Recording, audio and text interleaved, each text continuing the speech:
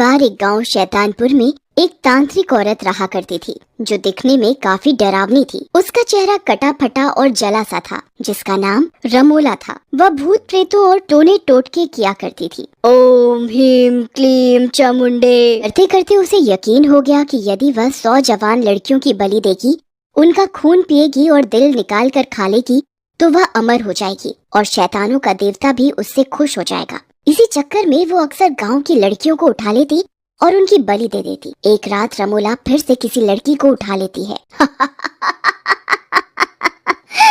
अगर ऐसा ही चला तो मैं जल्दी ही अमर हो जाऊंगी।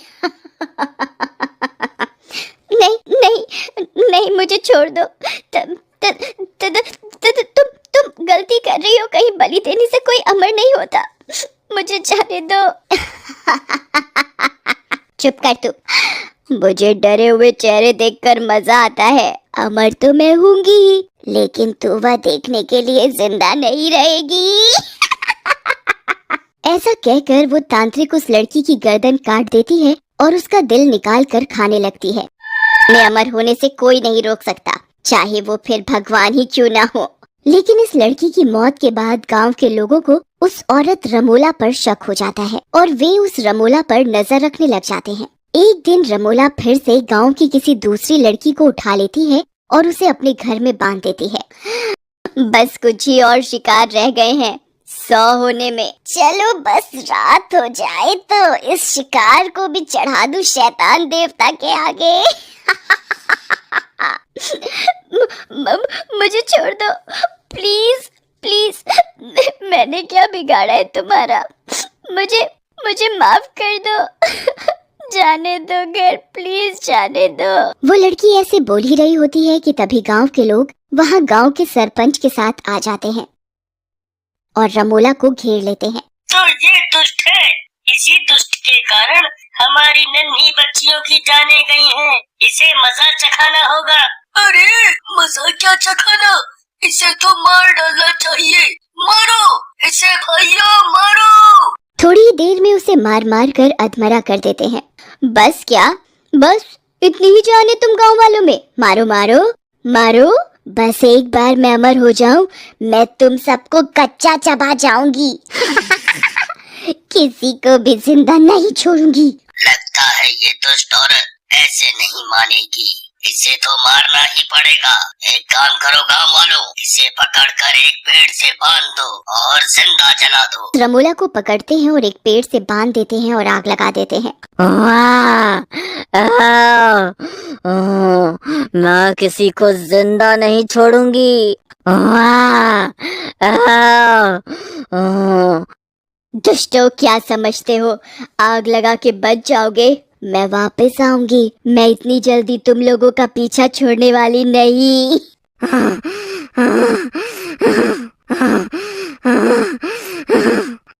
ये तुमने सही नहीं किया। मैं एक दिन बदला लूंगी। मैं एक दिन बदला लूंगी।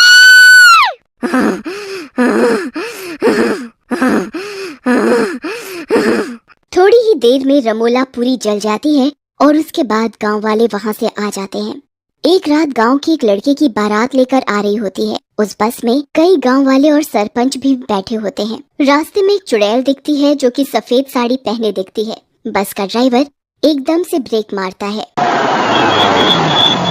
क्या होगा ड्राइवर जी? काम भाई कौनो दिखा है तभी रोके हैं। फालतू में हमें क्या शौक है इतनी रात को बस रोकने का? कौनो औरत थी?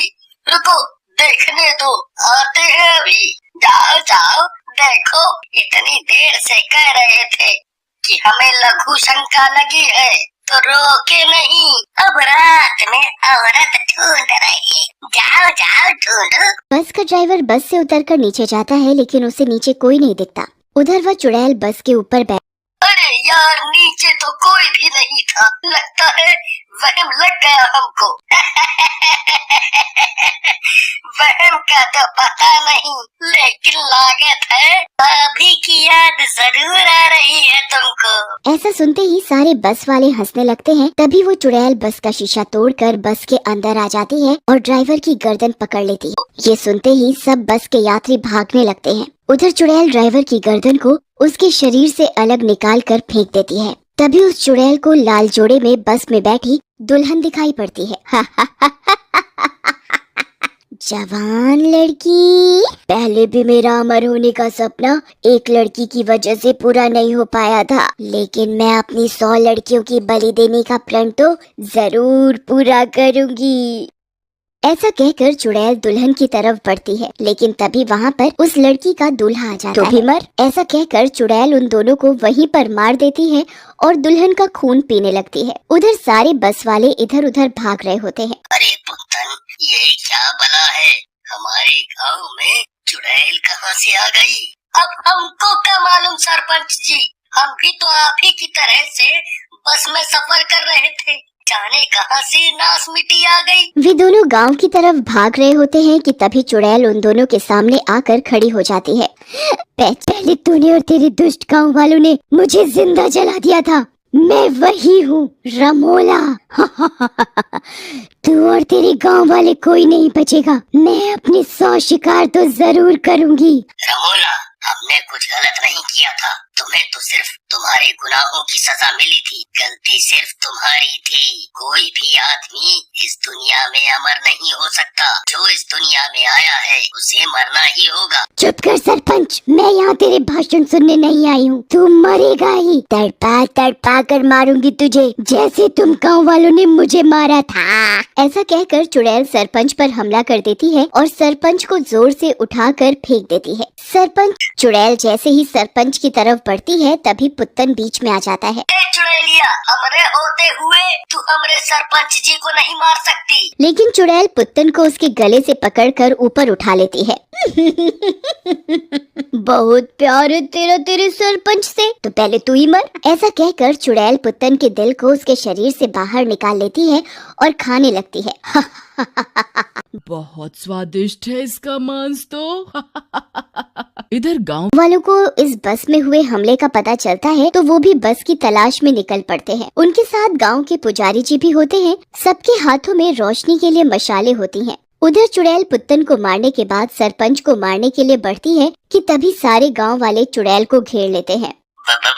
बचाओ पुजारी जी, इस चुड़ैल से बचाओ, इस चुड़ैल ने पूरी बस को मार डाला, सबका खून पी गई।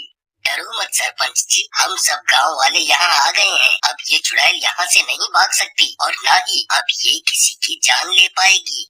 ऐसा कहकर पुजारी जी हनुमान चालीसा का पाठ करते हैं और एक माला चुड़ैल के ऊपर डाल देते हैं। माला डालते ही चुड़ैल उस माला में बंध जाती है। गांव वालों, इससे पहले कि ये और जान ले, इसे इसी जगह पर गाड़ देते हैं। ये जब तक इस माला से बंधी है और इस जगह को कोई नहीं खोदेगा, ये ऐसे ही पड़ी रहेगी। पुजारी, तू क्या सोचता है, मैं ज्यादा दिन इस कैद में नहीं रहूंगी। मैं जिस दिन आजाद हुई, इन गांव वालों से अपना बदला जरूर लूंगी। गांव वाले उस चुड़ैल को वहीं गड्ढा खोद कर गाड़ देते हैं। आज भी